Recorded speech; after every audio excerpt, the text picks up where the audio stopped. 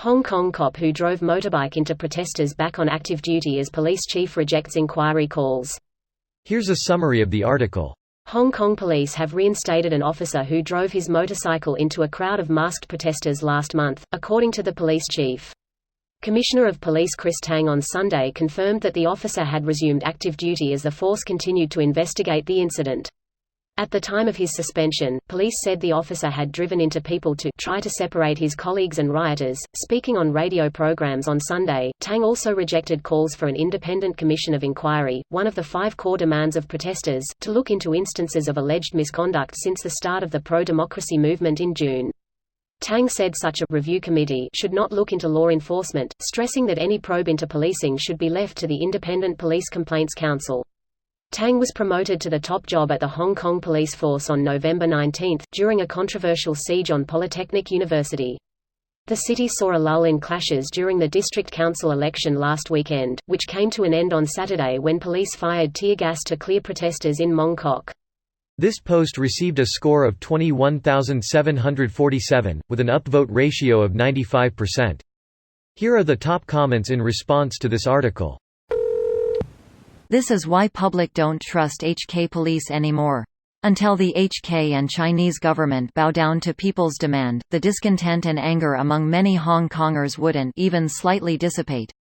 Unfortunately, that scenario is literally impossible, as CPC wouldn't bow down to people's demand, and that's sad. Crushing down the protest wouldn't help much either.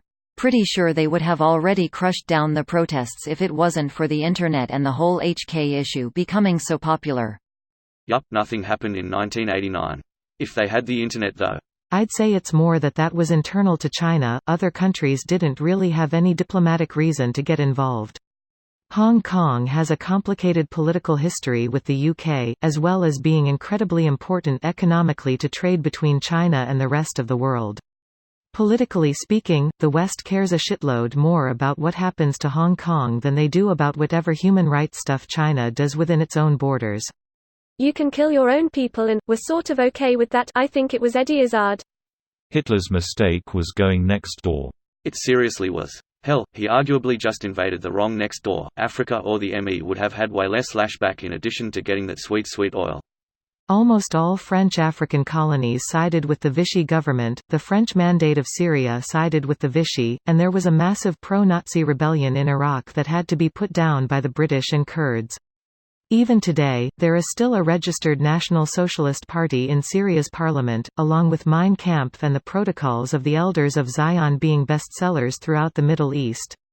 You could pretty easily say the Nazis were very successful in the Middle East and Africa.